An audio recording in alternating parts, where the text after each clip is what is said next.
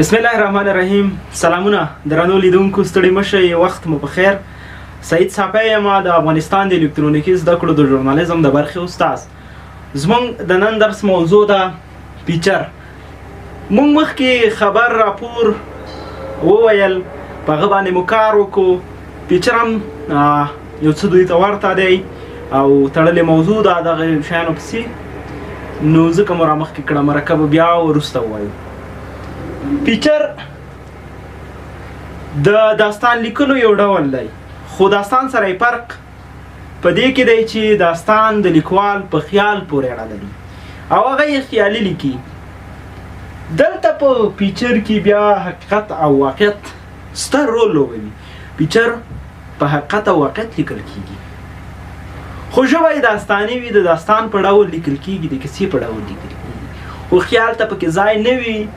دلته ټول حقیقت او واقعیت لیکل کیږي. حقیقت او واقعیت چې په ټولنه کې رامنځته کیږي هماغه په فیچر کې راوړل کیږي، خو د کیسې په بڼه.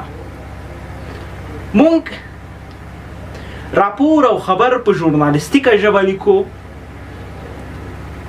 خاص خبر، خو دلته فیچر بیا په کیسه ییز ډول لیکل کیږي، داستان په ډول لیکل کیږي، داسې دوامداره لیکل کیږي. ځکه خو د ژورنالیزم کې ځانګړی ځای پیدا کړی دی، ځان ته یې زیات مینوال پیدا کړي دی. په اوسني ژورنالیزم کې فیچر یو ځانګړی ځای لري. دا فیچر د پخوانۍ فرانسوي ژبې کلمه ده چې د پیشن او جوړښت په معنا ده. طبعا چې په داستاني ژبه باندې لیکل کیږي نو ښکلا به لري، جوړښت به یې په ښه ډول وي، خامخا ضرور به ورسره خلک پاتې کیږي او خلک به یې خوښوي، ځکه چې هلته څوک نه ستړي کیږي، هم حقیقت او واقعیت پکې وړاندې کیږي او هم کیسه ییزه ژبه لري چې نور سره څوک ستړي کیږي، مخاطبین ور سره نه ستړي کیږي. دا کلمه د پخواني فرانسوي ژبې څخه اخیستل شوې ده، چې بیا د انګلیسي ژبې فیچر دغه کلمه اوس چې انګلیسي کې دغه کلمه فیچر دا د فرانسوي ژبې څخه اخیستل شوې ده، بیا دغه کلمه د انګلیسي ژبې له لارې نورو ژبو ته لار پیدا کړې ده چې اوس په ټوله نړۍ کې ورته فیچر ویل کیږي. ډاکټر ورلډ جی بلیر په 1909 میلادي کال کې لومړي ځل لپاره فیچر منځته راوړ. دا په وینسکانس پوهنتون کې د ژورنالیزم په پوهنځي کې استاد و. د لومړي ځل لپاره هلته د فیچر درسونه پیل کړل. د فیچر به خپله منځته راوړو، نوی نوښت یې په ژورنالیزم کې وکړو په 1909 میلادي کال کې. نو فیچر په 19مه پیړۍ کې منځته راغلی دی په وینسکانس پوهنتون ژورنالیزم پوهنځي کې. هلته یې د زده کوونکو ته د فیچر زده کړې پیل کړې دي چې له همدغه ځای څخه د خلکو خوښ شو او په ژورنالیزم کې یو ځانګړی نوم پیدا کړو. د فیچر اصطلاحي تعریف داسې دی چې د فیچر په مټ د ټولنې بېلابېل مسایل خلکو او حکومت ته په ګټوره توګه وړاندې کیږي. خلکو او حکومت ته په ګټوره توګه. فیچر داسې نه دی چې په یو څو موضوعاتو پسې یا یو څو مسایلو پورې محدود وي. فیچر کې بېلابېل موضوعات د خلکو او حکومت په ګټه یا په ګټوره توګه پکې وړاندې کیږي. فیچر د ژورنالستانو نوښت دی، لکه څرنګه چې موږ ویل ډاکټر ورلډ جی بلیر په 1909 میلادي پیړۍ کې فیچر د وینسکانس پوهنتون په ژورنالیزم پوهنځي کې تدریس کو. دلته دغه فیچر د ژورنالستانو نوښت و. دا چې ډاکټر ورلډ جی بلیر د پوهنتون استادو ترڅنګ یې دا ژورنالیست و، خبریال و او همداشان د ژورنالیزم پوهنځي کې محصلینو ته تدریس هم کوو. دغه نوښت وکړو، نو په همدې اساس فیچر د ژورنالستانو نوښت دی، ژورنالستانو منځته راوړی دی، په ژورنالیزم کې دغه نوښت کړی دی. اوس وخت نوښت سره هم ژورنالستان دا صلاحیت لري چې په فیچر کې نور نوښتونه رامنځته کړي او دوی په نوښتیزه بڼه باندې فیچر جوړ کړي، نه داسې په تقلیدي بڼه باندې. فیچر په نوښتیزه بڼه جوړیږي. باید ژورنالستان دومره قابلیت او تجربه ولري چې په فیچر کې نوي نوښتونه وکړي، لکه څرنګه چې د ډاکټر ورلډ جی بلیر دغه نوښت کړی دی په ژورنالیزم کې فیچر راوستی دی. نو په همدې اساس فیچر د ژورنالستانو نوښت بلل کیږي. اوس په 21مه پیړۍ کې د فیچر ارزښت په رسنیو کې خورا زیات دی. ژورنالېزم پوهان وایي مطبوعات به له منځه تللی وی، مطبوعاتو به خپل ځای بیخي پرېښی وی، ځکه چې تلویزیون او د راډیو په رامنځته تګ سره د ژورنالېزم د ډیرو خلکو غوښتنو ته ځواب وویلو، د ډیرو خلکو غوښتنې یې پوره کړلې، ځکه چې راډیو بیا خاص تلویزیون مطالب بیخي روښانه وړاندې کوي او هره بڼه یې په ډیر ښه شکل سره وړاندې کوي. په تلویزیون کې له غږ سره تصویر هم مل وي، لیکل هم پکې کیدای شي او په ډیر کم وخت کې مخاطبین ترې خپل هدف ترلاسه کولی شي، ځکه چې مخاطبین نه دي مجبور چې په ساعتو مطبوعاتو ته کینی، ورځپاڼو ته کینی ویلولي.